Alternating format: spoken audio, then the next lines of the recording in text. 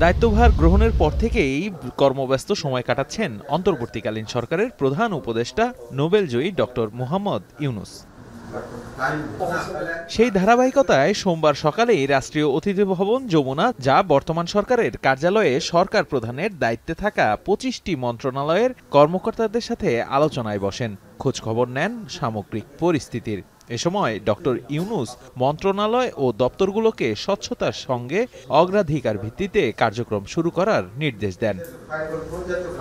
বৈঠক শেষে সচিবালয়ে এই সংক্রান্ত বিষয় নিয়ে কথা বলেন জনপ্রশাসন সচিব। এ সময় জানান, বিদ্যুৎ, জ্বালানি, সার ও রেলের ক্ষেত্রে সব বাধা দূর করতে নির্দেশ দিয়েছেন প্রধান উপদেষ্টা। অন্যদিকে সরকারি চাকরিতে বৈষম্য হয়েছে কিনা সে ব্যাপারেও দ্রুত সিদ্ধান্ত নেওয়া হবে বলেও জানান এই সচিব।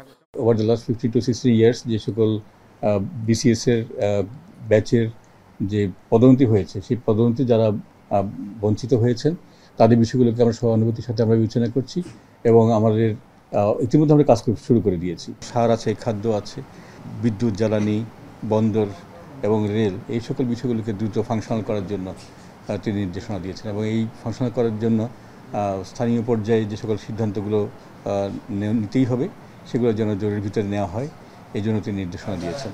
চলমান প্রকল্প নিয়ে কোনো আলোচনা হয়নি বলেও জানান জনপ্রশাসন সচিব। এছাড়া সচিবালয়ে উপদেষ্টারা নিজ নিজ দপ্তরে অফিস করেছেন। জাতীয় হিন্দু ঐক্য জোটের সাথে বৈঠক শেষে স্বরাষ্ট্র উপদেষ্টা বলেন, আপাতত আওয়ামী লীগকে নিষিদ্ধ করার কোনো পরিকল্পনা নেই সরকারের। দ্রুতই পলিটিক্যাল পার্টি অ্যাক্ট করা হবে বলেও জানান তিনি। আমার ওয়ান অফ দ্য মিশন যে পলিটিক্যাল পার্টি অ্যাক্ট, এটা আমি এখানে বসবো, আমরা একটা তৈরি করব, দরকার হলে বাইরে থেকে করব। ওই পলিটিক্যাল পার্টি অ্যাক্টের মধ্যে যারা পলিটিক্স করতে পারবেন, না পারলে করেন না। দয়া করে আপনারা দেশকে অরাজকতার মধ্যে ঠেলবেন না, ইনক্লুডিং সদ্য বিদায় হওয়া পার্টি। আপনারা পার্টি গোছান, আমরা হোম মিনিস্ট্রি থেকে আপনাদেরকে হেল্প করব, আপনার পার্টি গোছান with new face, with new অঙ্গীকার, এবং আশা করি যে through the political party act. এর আগে সচিবালয়ে কথা বলেন ধর্ম উপদেষ্টাও। পুলিশ না থাকার কারণে সনাতন ধর্মাবলম্বীদের উপর হামলার ঘটনা ঘটেছে বলে মন্তব্য করেন।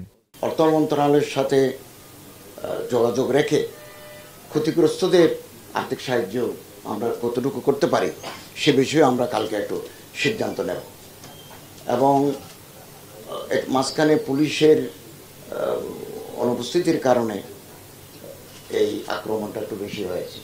এদিকে প্রথম দিনের মতো অফিস করেছেন পার্বত্য চট্টগ্রাম বিষয়ক উপদেষ্টা। আগামীতে পাহাড়ের মানুষের জীবনমান উন্নত, কর্মসংস্থান সহ অর্থনৈতিকভাবে শক্তিশালী করতে কাজ করবেন তিনি। ওই দেশে বা ওই এলাকার মানুষজনরা হচ্ছে অ্যাকর্ডিং টু আমাদের জাতীয় ইন্ডিকেটর অনুযায়ী অনেক পেছনে। Inclusivity is very essential. Constructive inclusivity যদি আমরা করে নিতে পারি চিটাগাং হিল টেক্সটাকে, দেখুন যে কি হয়। অন্তর্বর্তীকালীন সরকারের আরেক উপদেষ্টা বীর প্রতীক ফারুক আজম মঙ্গলবার বঙ্গভবনে শপথ নেবেন। দেবরাজ দেব, এখন, ঢাকা।